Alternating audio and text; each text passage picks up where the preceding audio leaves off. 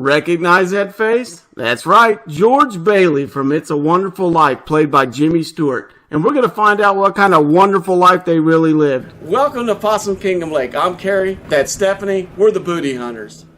So with over 17,700 acres, this is one awesome lake. We're going to take you back to the 1940s and 50s when this lake was new. This house was one story and the property next door were a hangout of the stars. This lot was specifically picked out by Jake Sandifer. He was a famous football player back in the day. His daughter was wanting to become a movie star. He did not want her to do that. So in order to talk her into staying here, he gave them property next door, her and her husband, F. Kirk Johnson, a pretty famous oil man from Breckenridge, Texas. But it still didn't keep her here. She still followed her dreams and went to Hollywood. She did not become famous, but they would become friends with the famous stars, inviting them back here to Possum Kingdom Lake. This little house here on the left, Jimmy Stewart's personal lake house that we'll get to tour. So back in the day, this house, or lodge, if you want to call it, was triple or more in size. Well, rumor has it they had a staff of 20 or more. From cooks to maids to butlers to guides, they had it all. And speaking of jobs around there, this is the quail house where they would have raised quail. They would hire someone to hide in the fields and release quail for those movie stars that wanted to go hunting. Right there.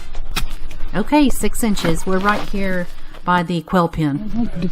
That's a coin. I don't know. It looks like a quarter. hold on, let me see. So it wasn't the hunting or the fishing or the relaxing that brought the stars to Texas. So what was it? Oil, that is. Black gold Texas tea. Oil, that is. Black gold Texas tea. We're going to start here in Jake Sandifer's home. It's only changed hands once since the 40s, and the current owners have completely redone the thing, but they've left the old world charm.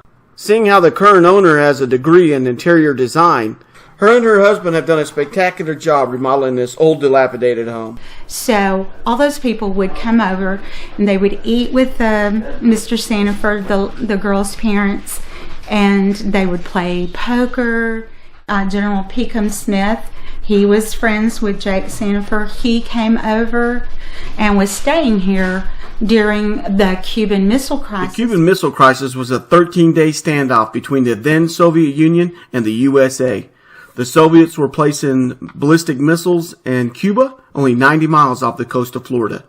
Some say this is the closest that we've come to a nuclear war. Had the Soviet Union gotten a foothold in Cuba, they could have launched those missiles, and everything between these red lines would have been wiped out before we had a chance to respond. Well, the General Peckham Smith, he was here visiting, and the Cuban Missile Crisis started. So I don't know what they did, but they sat in boats around our point and had it all marked off where nobody could get here during that particular national crisis. These are made of the center of a wagon wheel. So they took the hub and turned it upright, made a very unique lantern light fixture. So some of these parts on here, this hardware, we would find out in the field. So check that out. That is actually from France and dates back to the 1600s. She said they called it a double goat yoke. Before this house had a kitchen, this is where they did their cooking, in this one room. Right here in the fireplace. So this was an original iron arm, and they called them a bale. Made it easy to hang the food over the fire and control how much heat was getting to your food. And you can adjust it accordingly. Jimmy Stewart, James Cagney, and Bob Hope sitting right where I'm sitting. Jimmy Stewart from It's a Wonderful Life. You gonna throw a rock?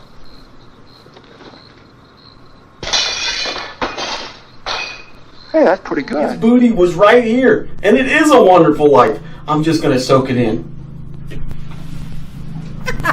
Get your now nasty booty hunting butt up and let's go dig. Okay, we can't go until she shows us this one last thing. I'm gonna be sweet. I had a cabinet maker, and I said, I need you to craft an armrest for me. You know, in his barn, and would be about 40 years ago now. And he had gone over to Dallas, and they were destroying the Little Egypt strip, which was Jack Ruby's strip club in Dallas. And it used to be one of the most famous strip clubs around. And there it is. We found a picture of it in use.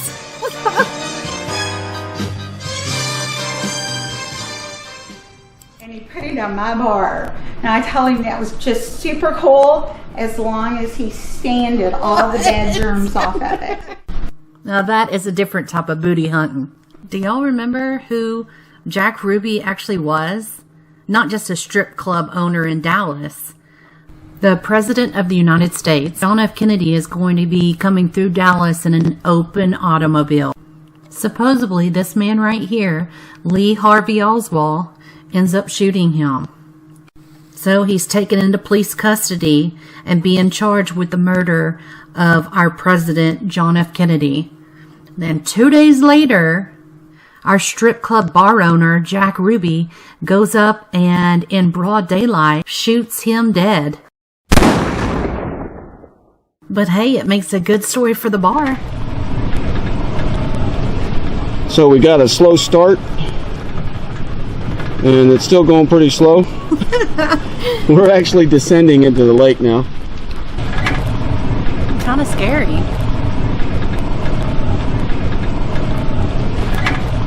We'll be there in just a few minutes. That's where those Hollywood stars would have been partying down here. Of course, they wouldn't have had a nice roller coaster ride like we have.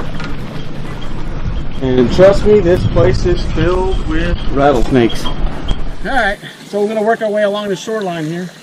Let's hope something fell in these rocks. Okay, so we have a hit right here. 76. 6 inches.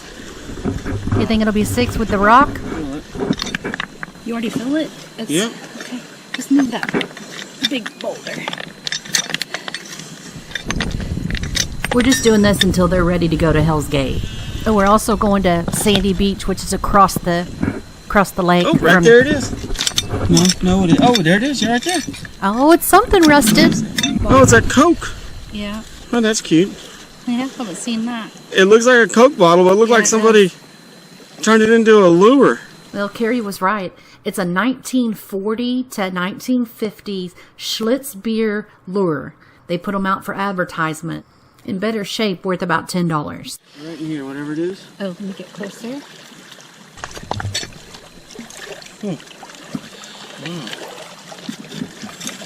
Oh, look at that little crab. See him? Oh, yeah. Get him. Little bitty crab.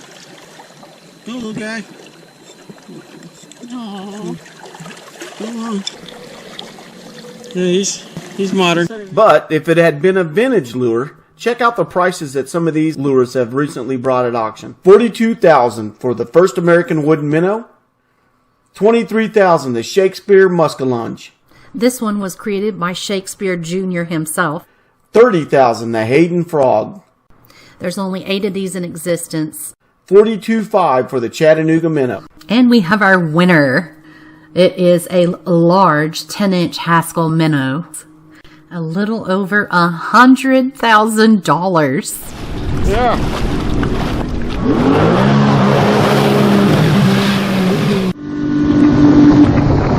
Welcome to Hell's Gate. Per hour. Very, very fast indeed. Rolling around. Possum Kingdom is one of only 7 places this competition is held worldwide. Another event held at Hell's Gate is their spectacular fireworks show held during the 4th of July. But we're not here for fireworks and diving, so we need to get to digging. So we're directly across the beach from the old dig where they used to hang out. It's easy digging, so let's find some booty.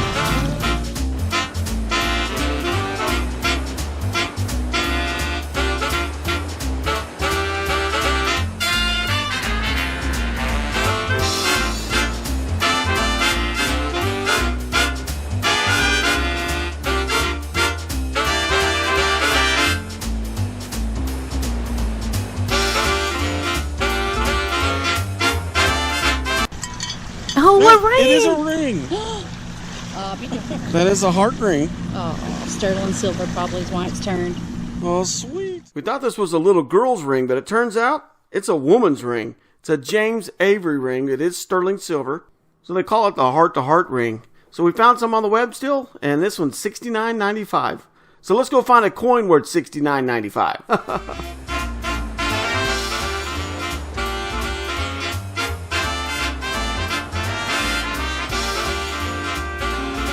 Just doing a little hunting.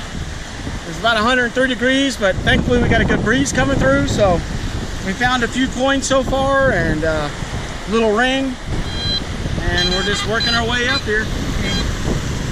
I had it on top. It's right there on top. Hold on. See it right there? Grab it. Is it a ring though? I don't know. Oh, Yeah, it is. it is a ring. It's just turning. It's just laying right on the surface too. Well, it's not gold. It wouldn't be turning. This is a lake beach. All right.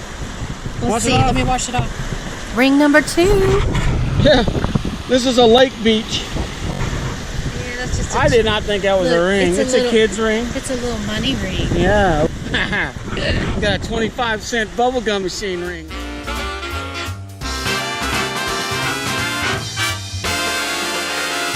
We're going to start off at the lodge this morning, and we've got a hit over here. There is a 82. Right here. 400? Yes. It is. Yeah, there's some sort of something. That's like a slide buckle. Aw, cool. Saying 6 inches thin, but the first time it said 4, so. I think you're to the. There it is. Well, I was wrong. What is that? This big tree though. Look at that. I don't know. All right, that's copper. It looks like. Is there something else in here? What? I got something else out. Right here. Oh, it's a cap. Oh, it's a beer cap. Okay, it's an old lipstick case. This could have been dropped by Elizabeth Taylor. Did you know they can trace back eyeliner and lipstick to about 5,000 years ago? Both the Egyptian men and women were using charcoal for their eyeliner, crushed gemstone for the eyeshadow, and they get their lipstick color from mashed up bugs. Then less than 1,000 years ago, the Chinese came up with beeswax. Big shout out to the Chinese for coming up with something different than bug juices. Wow, Jimmy Stewart was a super interesting guy. So before we go into his house, let's tell you a little bit about it. Jimmy Stewart would go on to become friends with F. Kirk Johnson, and they gave him some property and allowed him to build this little cottage here. Well, they ended up becoming really close friends. And since Jimmy Stewart was a bomber pilot in the war, he could fly all over. So they took flights all the way to Africa, started doing large game hunts, and somehow ended up intertwined with the Fort Worth Zoo. So he and his friends get together and they go to an auction that was being held for this zoo. So there's a lot of animals, but there's an elephant there that's up for auction. Supposedly you're supposed to bid on these animals, and that money and your animal was supposed to go to the zoo. Well, F. Kirk Johnson and his friends started drinking. The more they drank, the funnier they thought it would be to get him bidding on that elephant. Well, the bid kept going higher and higher, and his friends chastising him to not lose that bid. Sold $214.75. And the next morning, as he sobers up, realizes he's the winning bidder to the elephant. Just to surprise his friends, he decided to keep that elephant. Well, it turns out that elephant was pregnant, and it had a little baby. So now we have 2 elephants running around Possum Kingdom. Now, Jimmy Stewart, he was living in that house back there, and he was drinking one night, and that baby elephant, it was out in the rain and it was cold. So he was drunk enough that he went out there and got that little baby elephant and took it inside the house. When he woke up in the morning, he couldn't figure out how to get it out of there. So he had to go get some people, and it took 3 or 4 of them, as I'm told, to get it back out of there. It actually wanted to stay in there. That's what we're told. But we're going to take a tour through Jimmy's house and take a tour of the elephant waller and the monkey house. Monkeys? Yes, they Didn't got monkeys. tell me about the monkeys. We got monkeys. Oh, and you know what else they said? Yes. They had zebras as well. They had some zebras. We got zebras, You know monkeys, what? and elephants. He just decided to heck with it. I'll start a zoo here. 100%. I'm sitting right where Jimmy Stewart sat. Considering this was his bathroom back in the 40s, and this old home here, this is definitely where he would have placed his booty. The booty hunters are in here looking around.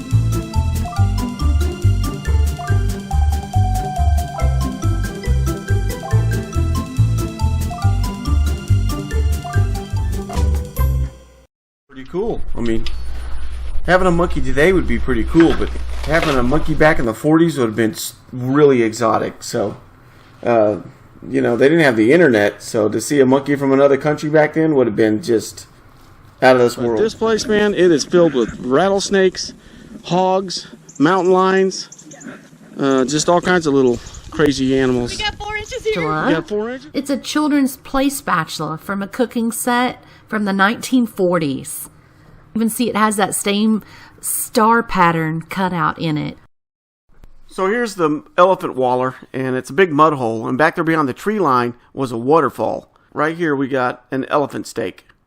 So there was several of them in here that we found. In the meantime, Carrie left to get water. my coolest find, since he was gone, is a spring from Jimmy Stewart's bed.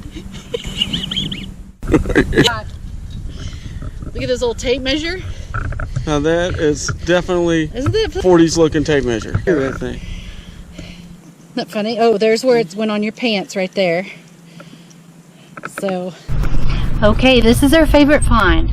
This really is a lipstick case that could be Elizabeth Taylor's, dating back to the 30s and 40s.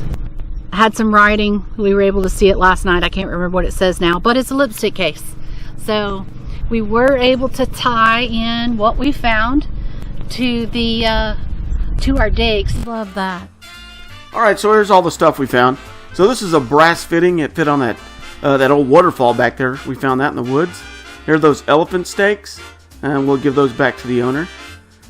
And these are a bunch of bullets. So we had some of them that go back to the 50s, 40s, and a little bit further. Got a chain, an old crow's foot. We pulled that up with a magnet off a dock.